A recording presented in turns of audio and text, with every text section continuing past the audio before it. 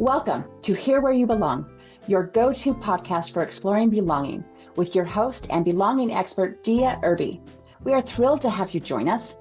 Together, we'll dive into the depths of what it means for each of us to find our own place in the world, whether it's within our communities, our relationships, or within ourselves. Today's episode is meant to inspire, uplift, and remind you that no matter where you are or where you're headed, you have a place where you truly belong. So grab a cozy spot and settle in. Welcome to Here Where You Belong. Welcome to Here Where You Belong. Oh, my word. If there is someone who has community or belonging, like top of the list, doing it for so many people, it's my guest today. I was so thrilled when Nancy was available. Nancy Nelson is the person that answered the call that started NC Free Moms. She is the founder because she listened to God and answered the call. And she's got a phenomenal story that I'm going to let her tell. But first, Nancy, want to say hello and anything else about yourself? Absolutely. Hello. I'm not sure what you want to tell me to tell you about myself. I am been married 44 years. I have 4 children and 8 grandchildren.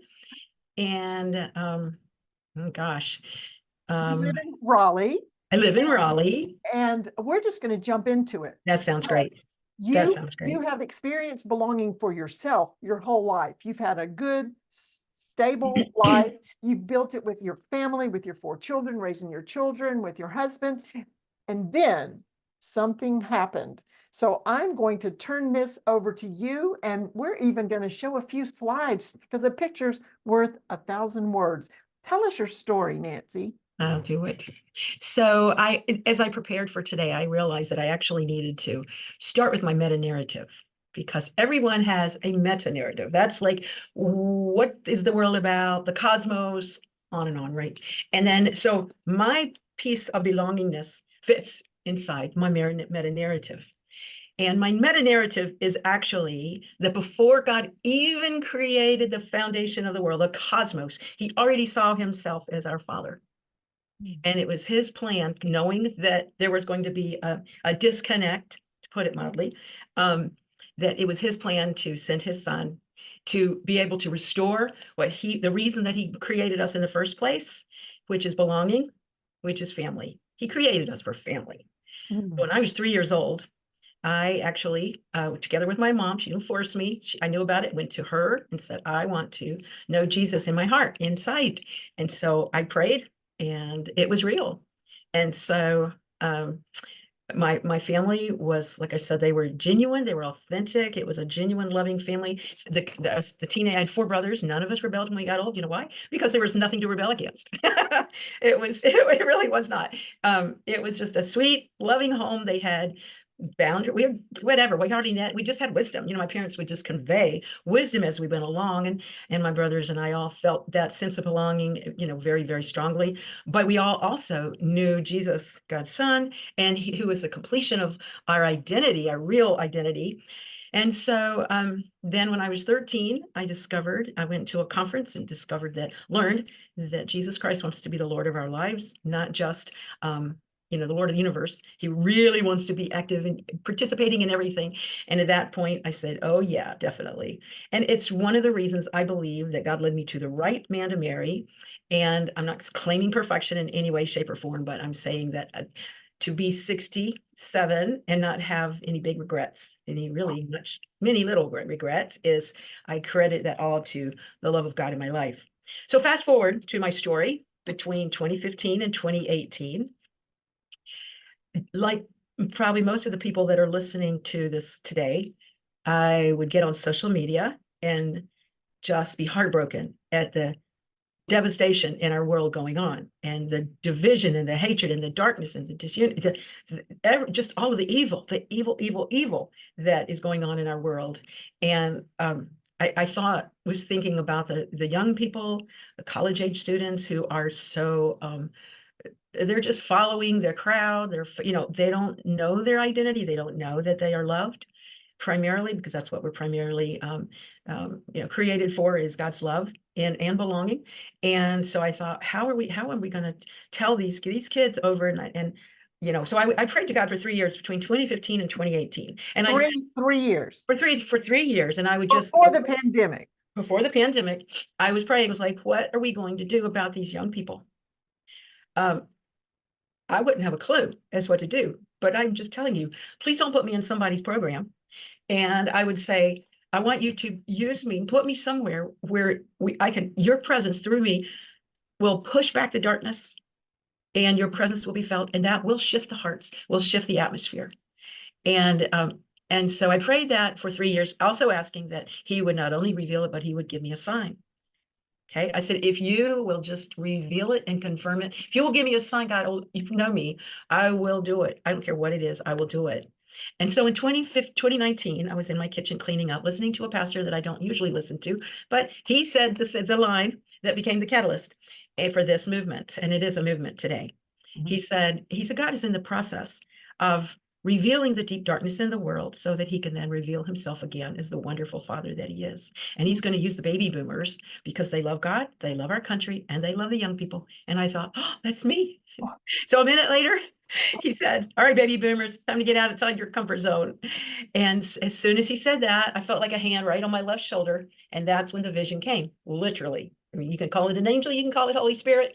It came because right then, at that moment, I saw a vision of myself, and it was just in my mind's eye, but I saw this image of myself on campus at State, in the middle, just with kids walking by, being like a free mom, giving hugs or hellos and friendship and words of wisdom, and just being there.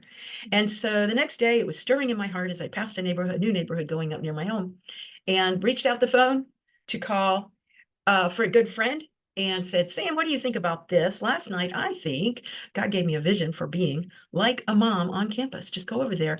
And the very second that those words came out of my mouth, you will see behind Dia that I passed a sign that said Mother Nancy Drive. I love that story. I just couldn't wait till you got to that part. Yes, give me a sign. Yeah. Okay. I asked for a sign. He gave me a sign. I've actually had 5 other signs in my life at moments that I really needed him to, but this is the one that brought a movement with it. And so when I saw that, of course, I was kind of sucking air. I was like, Sam. Then we just passed a sign that said Mother Nancy Drive. So obviously that was a confirmation. And that was in the spring or February of 2019. And that fall, when school started, I was ready to go. And I decided I was just going to go over there by myself. I really didn't want to be by myself. I didn't know how much I would do it, but I was prepared to go for a while. And that's the way I thought of it. So the first day in September, right there's a picture of me with my 1 pound cake. That was the very first day of fall 2019. And so I do you can't really see it. Is that a sign that says free mom? Yeah, my husband laminated a sign that said free Mom Nancy. And then he made some business cards for me that said free Mom Nancy, cheering you on. Because that's what the bottom line is, cheering them on, upward and onward. And so so kids would walk by and I would just say, hey, you want some free cake? And they would go, what? And I would say, you want some free cake? And they'd go, they would come over and what is this? And I would say, well, I come every week and I give free friendship and free cake and free hugs. That's all it was right then. And the girls would go, I want a hug. So I was giving from the very first day, giving hugs to people. International students especially could not get it at all. They would go, I've never seen this in my whole life. Why do you do this? Why do you do this? Why would you do this? Can I pay you? I was like, no. And so why would you do this? And I would just tell them that, I said, well, here's my bottom line. And I'm sticking to it. I said, my life has been so changed by God's beautiful love that I just can't help myself. They would cock their head and look at me and look, I receive that. And that's all we needed to say. That's all we needed to say. So I said, I told them I'm coming every week to bring unconditional love. And sometimes if I had time, I would say, do you know what unconditional love is? And, it was always chit chat and around the subject of what is unconditional love without strings and all of that. And it's like, here's one place you can come on campus. You don't have to change. You can just come as you are and just be loved and accepted and you belong. I just want you. So, so that was before COVID. And I had. Were you doing this by yourself? From The first day I was by myself. Honestly, I can't remember if I was by myself just one day or two. But thankfully, I had three friends, good friends, who went with me that first year. As each would come for a couple of months at a time, and then we got shut down by COVID in March of that year, and we were then no one was on campus. And then the next year, no one was on campus. And then the next year, we went back, and I went back, and another friend said, "I'm going to go full time with you." So Allison Hoyle went with me full time at that point, and it was just as beautiful. Every single day we would leave floating on a cloud. It fed our souls, and that's something that volunteers tell me even now. And we had no idea what God had in mind, but by the end of spring 22, we were probably loving on maybe 400 kids that would come by. And by that time we had a couple others, and they would bring brownies and cookies, and at every point along this path there's been enough food. It's like the loaves and the fishes. Seriously. Not just food, other attractions. Yes. So the next fall, 22-23 school year is when it absolutely exploded. And I knew exactly what God was doing, because even though we were totally willing and satisfied to go by ourselves, it felt like, oh, this could be so, this is meant for so much more. This is significant to God. I just knew that it was bringing love and acceptance and significance to kids, and they were eating it up, literally.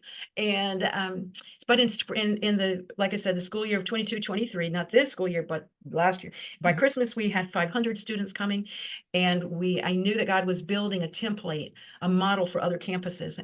And let me jump quickly to the end. Right now, today we have 2,500 students coming on two different parts of campus. In the morning, we have maybe 30 or so volunteers serving 900 kids over at the engineering campus. And we have 1,500 kids, or almost that. It's hard to know really, because they come, they go, they come, but we think we have around 1,500 now who come, and we give it's free moms, free dads. We have dads too. We have free food, free dietary food. We have free flowers. We have wholesalers and Trader Joe's that give plants and flowers, and kids will walk away with bouquets. It is incredible.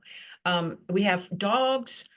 We have maybe 5, 8, 9 dogs. They're spread out against a wall in one area, and many kids come and they just get attached to the mama of the dog, and they get attached to the dog, and they sit there for hours. And then we have my husband Dan plays music, and like jazz or something in the middle, and it's what's kind of like but it's all in the spirit of love and the presence of God. And so it's just, kids hear it and they come, and kids hear it and they come, and they come. And then we also even have a campus police horse that comes, and Jeannie, the writer, always loves my whipping cream pound cake that I still bring 2 of them every week. And so wait, let's stop just a second. Yep. You have a total of lots of almost 3,000, 2,000, whatever. 2,500 students that come. Okay. And you bring 2 pound cakes. So there is a community that has been built. Yes. Wow. Yes. As I may have mentioned that this means as much to the volunteer moms and dads as it does to the students. And it's addictive. I'm telling you, if you know anyone who is anxious or depressed, fearful, whatever, if you would like to help them heal, give them a way to serve. Oh, and when kids come and they get love in the context of what we're doing. Oh, I forgot. We also sing happy birthday songs and give little birthday gifts. We have a birthday tent. And when it's their birthday month, it doesn't have to be the day. They go over, they get sung to. Sometimes they just cry with gratitude. We give hugs, many, many, hundreds and hundreds of hugs. Sometimes we're at the line and greeting, and we'll ask them if they want a hug, or, they'll say they want a hug, or sometimes they'll say fist bump or hug, and they'll choose one. It doesn't really matter, because it's just a joy bubble. It's just really a joy bubble. And we really do have 2,500 servings of food every week now. It's just, we don't know how. We use a Sign Up Genius for this, for the moms and dads to register their attendance and the number of servings they're bringing. So we get an estimation of how short are we? Do we need to run out and buy some donuts or something? And we probably get 2/3 of what we need on any given Thursday that has been recorded. But some bring extras. I don't know. I think sometimes that we have, somebody might look at there and say, 12 cupcakes, and, God's looking down going, no, I see 200, because we don't run out. I mean, every once in a while we run out, but God just provides. It's the loaves and the fishes. Wow. And we run out right at the end on Thursdays on main campus on Wolf Plaza. Yeah, there you go. When we get started at 1 o'clock on main campus, Wolf Plaza, we have about 200 kids waiting in the food line, 200 kids waiting in the flower line. And then when they finish, get to go through their lines, and they come and they exchange lines. And then Where am I going to start this week? Yes. yeah, so we meet for 3 hours. And it means so much to the parents. It means so much to the students. I have a book with about 700 thank you comments from the students. One student comes from Chapel Hill every week. One volunteer comes from Winston-Salem every week. And she is just a joy bubble herself. And So here is some of the one setup. yeah, there you go. The back table is the front one is a 20-foot tent, and that's the food. And the one behind that there is actually the birthday one, where kids will go over and be 3 or 4 or 5 moms and dads will be there, and we have another birthday.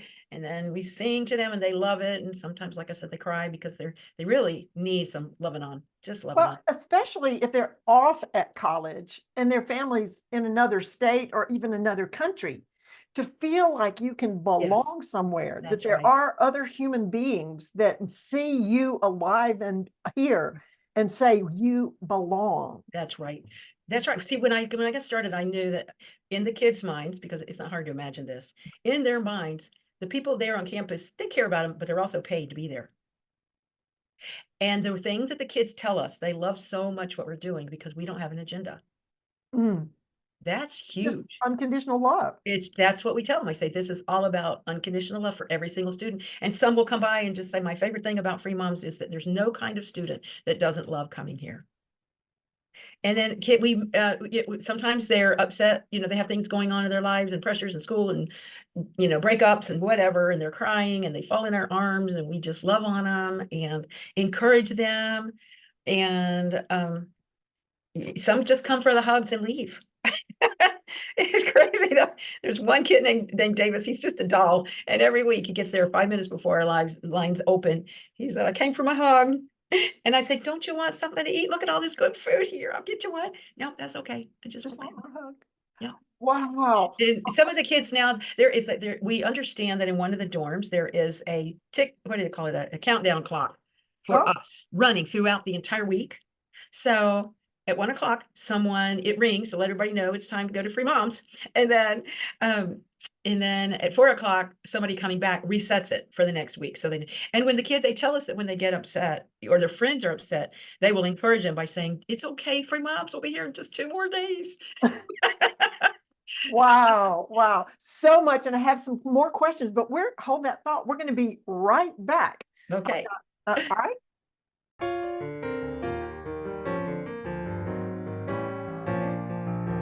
Hey there. Isn't my guest amazing?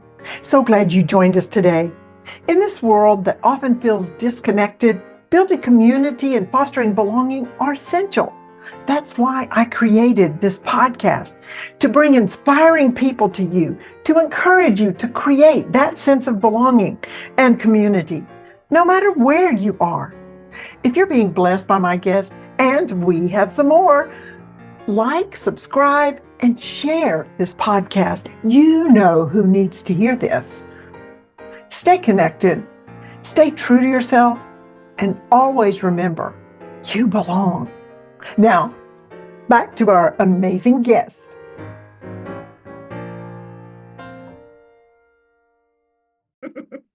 And we're back. Wow, this is life-changing on so many levels. The effect of building a community. And who would have thought? I mean, I'm sure that when you heard the message and you saw the sign that you thought, oh, I'll be able to serve 2,500 students. No. What you did was you obeyed and stepped out in faith. Now, is this also on other campuses, or can it be on other campuses? Well, right now we're on 4 other campuses. 4 other campuses. A good friend of ours and his wife started one in App State, and they're loving on about 400 kids these days, or probably more now. And then UNCG started one, and College of Charleston started one. That was my niece, who's been watching ours for 4 years. And then let's see, then we have JMU has one. And I have caught wind that now there's someone at Asheville that wants to start one. I'm going to be talking with her soon about that. So you don't just do this, you have a whole system, and it's like a template that if someone Yes, really ma'am. wants to build community, because Yes. I mean, it's just a matter of investing the time, but what you get back from that investment Yeah. sounds like it's way more. I had the opportunity to visit one Thursday. My grandson is a student there, and it was so fun. He came by and he managed to work it in between his classes. But it's come, taste, and see is the offer that you have for people. If Mhm. anyone in any of these locations wants to see what it's all about, you are welcome. You do need to register, right? Absolutely. So we have a website and it's just called ncsufreemoms.org. When you get there, you can see pictures all throughout our time, 4.5 years. You can read the story, the history, you can sign up to come. And it's what's really important is you're not really considered by us in our system until you have actually come the first time and you sit through my orientation where I get to share my story, my God story. And I like to say our DNA is very special and it's chock full of miracles. So much so when you get to the end, you will understand what I mean when I say this is not my thing, this is his thing. And that's why, Dia, I am confident, I know 100% that there's been no striving of mine from me over the last 4.5 years. There have been so many supernatural miracles, the food, the skill set of the board members. We now know a nonprofit. The Facebook now page, NCSU Free Moms, has probably 4,500 or so people on there. And the new moms will come and they will, take pictures and then they'll post it on we don't even have to run our own Facebook anymore. The brand new moms who just visited often will just take off. We have an Instagram. But before coming, what we do ask that you go to our website, which will allow you to register yourself to come to it any day that you want. You can schedule it yourself and you can reschedule it yourself if you need to.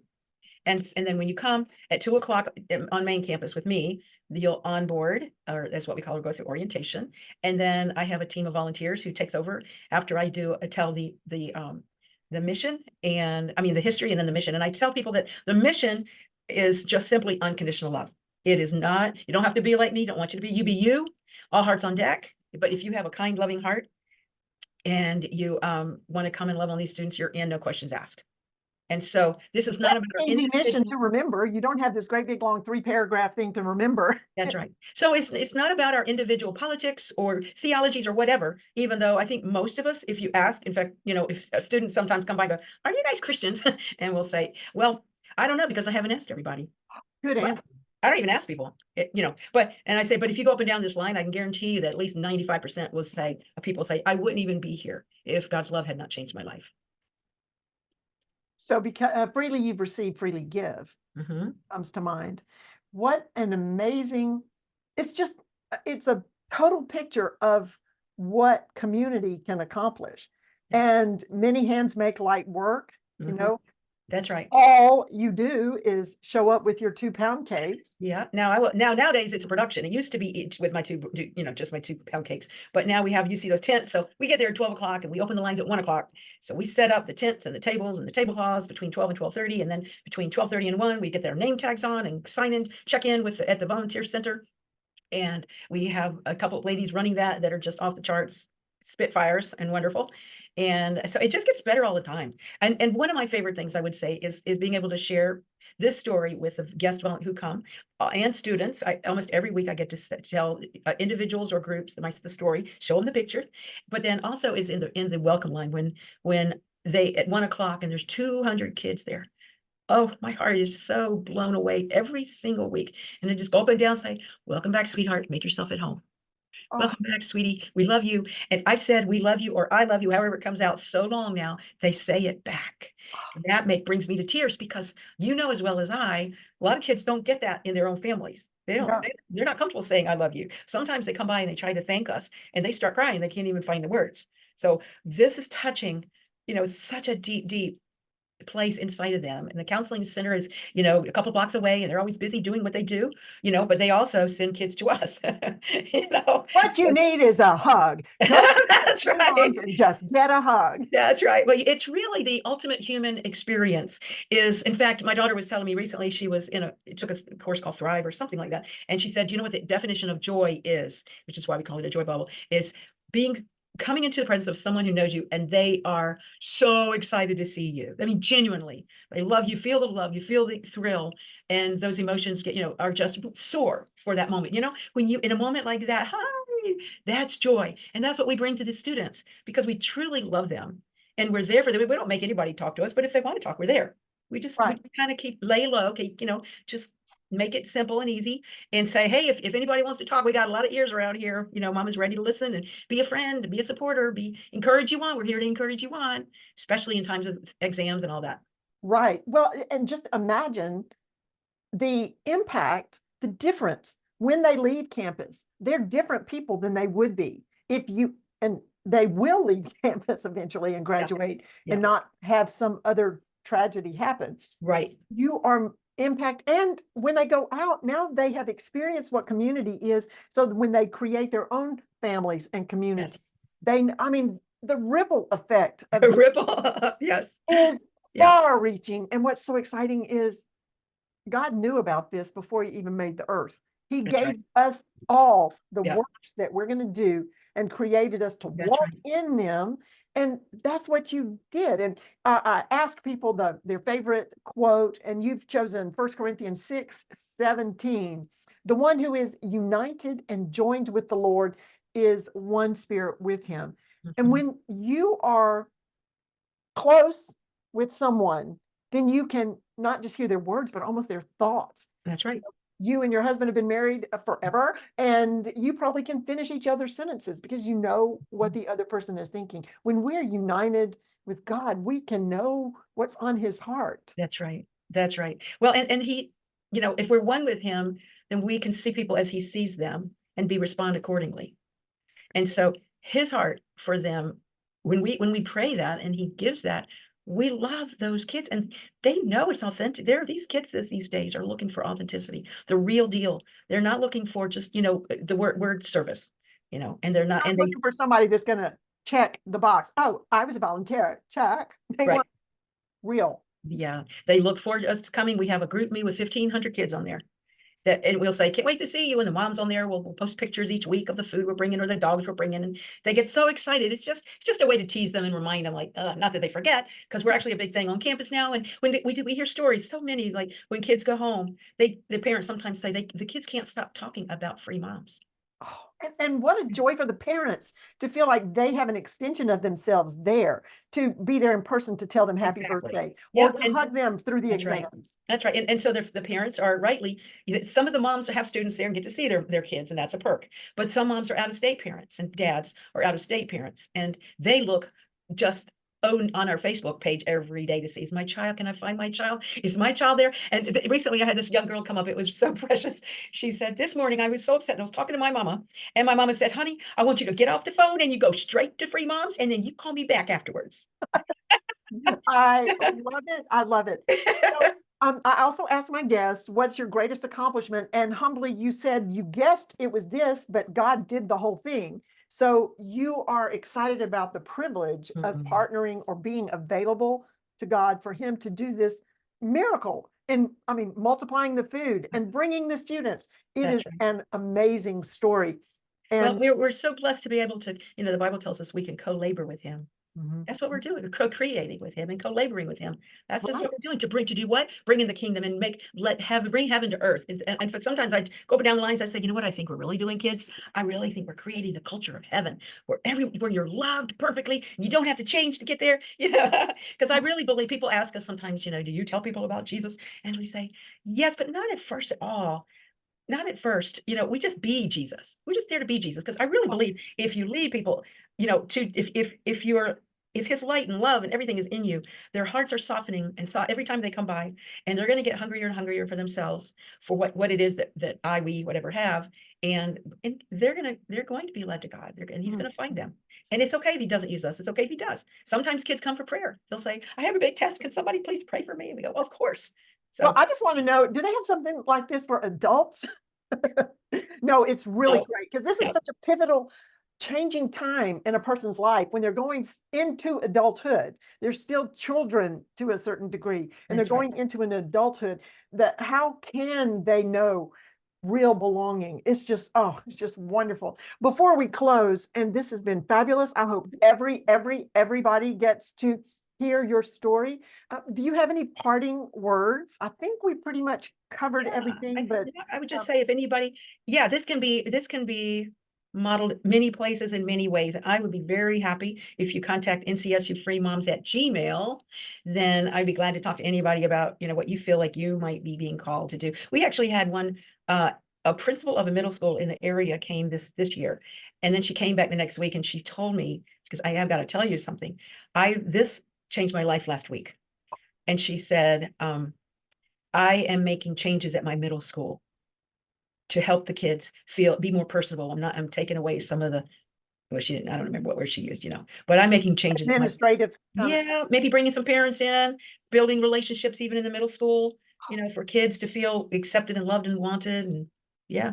Boy, middle school is another hotbed of need. It sure feeling like is. you're belonging. Yep. There's so much bullying and meanness and well, it has been again a pleasure. And it is so exciting to see the impact of community and just keep listening and obeying. Who knows what else is coming?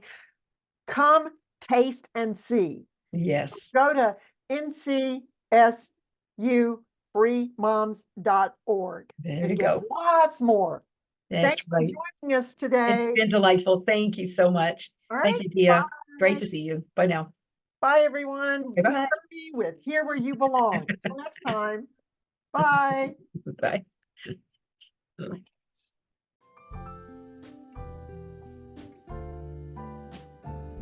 Thanks for tuning in to Hear Where You Belong. We hope today's episode has inspired you to embrace the beauty of belonging in your own life. Remember, no matter where you are or where you're headed, you have a place where you truly belong. Join us again next time for more insightful conversations and heartwarming stories. Until then, stay connected, stay true to yourself, and always remember that you belong.